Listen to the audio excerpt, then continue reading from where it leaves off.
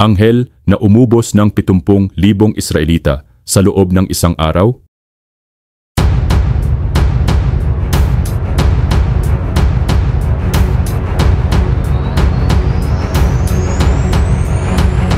Sa panahon ng mga hari at propeta sa Israel, may isang lalaking itinaas ng Diyos mula sa pagiging isang hamak na pastol tungo sa pagiging pinakadakilang hari ng kanyang bayan.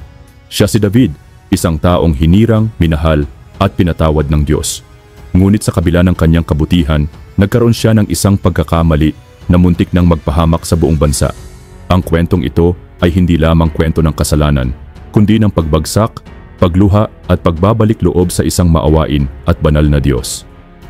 Kung gusto mo ang ganitong klase ng content, ay huwag kalimutang like ang video at mag-subscribe sa ating channel para lagi kang updated sa mga bago naming uploads. Tara, at ating alamin ang kwento ng isang anghel na umubos ng 70,000 Israelita sa loob ng isang araw. Sa sinaunang lupain ng Israel, may isang batang pastol na nagngangalang David. Siya ang bunso sa 8 magkakapatid at palaging kasama ang mga tupa ng kanyang ama sa parang.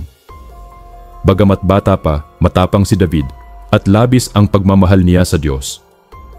Buo ang tiwala niya na kasama niya ang Diyos saan man siya magpunta.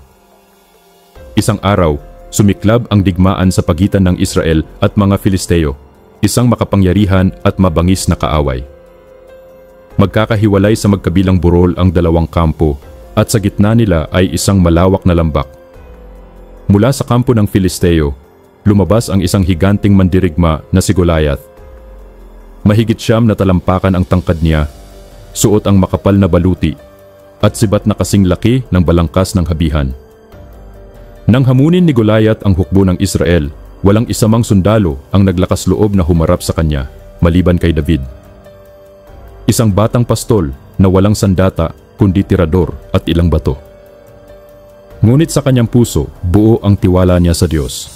Pinabagsak ni David si Goliath gamit lamang ang bato. Sa araw na iyon, nanalo ang Israel dahil sa tapang at pananampalataya ni David. Dahil sa tagumpay na iyon, sumikat si David sa buong Israel. Kalaunan, siya ang pinili ng Diyos na pumalit kay Haring Saul. Bilang hari, pinamunuan niya ang bansa ng may karunungan. Lumawak ang kaharian, yumabong ang ekonomiya at namayani ang kapayapaan. Nag-ani ng sagana ang mga bukirin, dumami ang mga alagang hayop at sumigla ang sining at musika. Ngunit habang lumilipas ang mga taon, unti-unting nabalot ng kayabangan ang puso ni David. Ang dating mapagpakumbaba at makadiyos na hari ay nagsimulang umasa sa sariling lakas. Sa kasagsagan ng kanyang tagumpay, nagdesisyon siyang ipasagawa ang isang census, isang pagbibilang sa mga mamamayan ng Israel at Huda. Hindi ito para sa pamahalaan o kaayusan, kundi para sukatin ang lawak ng kanyang kapangyarihan bilang hari. Bagamat tila walang mali siya, ang ginawa ni David ay isang malinaw na pagsuway sa Diyos. Ipinakita nito na mas pinahalagahan niya ang bilang ng kanyang mga sundalo kaysa sa kapangyarihan ng Diyos na siyang tunay na nagbibigay ng tagumpay. Labis itong ikinagalit ng Panginoon. Ipinadala ng Diyos ang propetang si Gad upang ihatid ang kanyang hatol. Binigyan si David ng 3 parusa na maaaring pagpilian, 3 taong tagutom, 3 buwang pagkatalo sa digmaan, o 3 araw na salot na sasakop sa buong Israel. Nang marinig ito, nabagabag si David. Napagtanto niyang ang kanyang kasalanan ay magdadala ng kapahamakan sa buong bayan. Kaya't pinili niyang ipagkatiwala ang hatol sa Diyos, dahil naniniwala siyang mas mabuti pang mahulog sa kamay ng Diyos kaysa sa kamay ng tao. At dumating nga ang salot, ipinadala ng Diyos ang isang anghel na may dalang espada ng apoy sa aklat ng propetang Samuel. Sa gayoy nagsugo ang Panginoon ng salot sa Israel mula sa umaga hanggang sa takdang panahon. And namatay sa payan mula sa Dan hanggang sa Beersheba ay 70,000 lalaki. Umalingaw-ngaw sa mga burol at lambak ang iyak ng mga namatayan. Ang dating masisiglang bayan ay binalot ng lungkot at takot.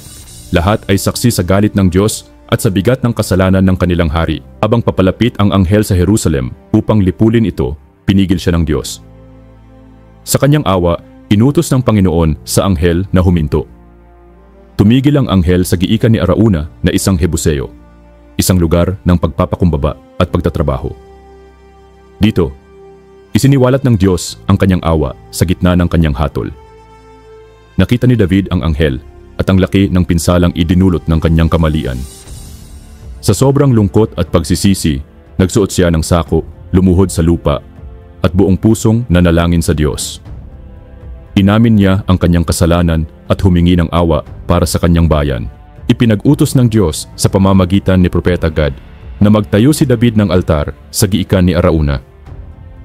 Nang lapitan niya ito upang bilhin ang lupa, handa sana si Arauna na ibigay ito ng libre.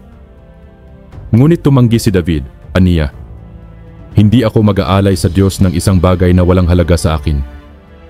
Kaya't binayaran niya ito sa tamang halaga. Doon nagtayo si David ng altar at naghandog ng mga sinusunog at handog pangkapayapaan. Nang manalangin siya, sumagot ang Diyos sa pamamagitan ng apoy mula sa langit na tumupok sa kanyang mga handog. Muling isinuot ng anghel ang kanyang espada, tanda na tapos na ang parusa. Hindi lang isang ritual ang ginawang iyon ni David. Isa itong tunay na pagsisisi, isang pusong wasak at mapagpakumbaba na muling lumalapit sa Diyos. At tinanggap ng Diyos ang kanyang handog. Muling nanumbalik ang kapayapaan sa Israel. Mula sa trahedyang ito, isang mahalagang aral ang natutunan ng buong bayan. Ang panganib ng kayabangan at ang halaga ng pananampalataya at pagpapakumbaba. Maging ang pinakadakilang hari ay kailangang magpakumbaba sa harap ng Diyos. Ang kasaysayan ng kasalanan ni David, ng salot at ng awa ng Diyos ay paulit-ulit na ikinuwento sa bawat henerasyon. Naging paalala ito sa bawat Israelita na ang tunay na lakas ay hindi nasusukat sa bilang, sa ginto o sa mga sandata, kundi sa ugnayan nila sa Diyos. Nang tumanda si David, inihanda niya ang kanyang anak na si Solomon na mamuno. Isinapuso niya ang mga aral na kanyang natutunan, na sa lahat ng tagumpay, ang Diyos pa rin ang may hawak ng kapalaran. Ang kanyang mga salmo o awit ay sumasalamin sa pagbabagong ito, puno ng pagsisisi, pananampalataya at pagpupuri sa walang hanggang awa ng Diyos.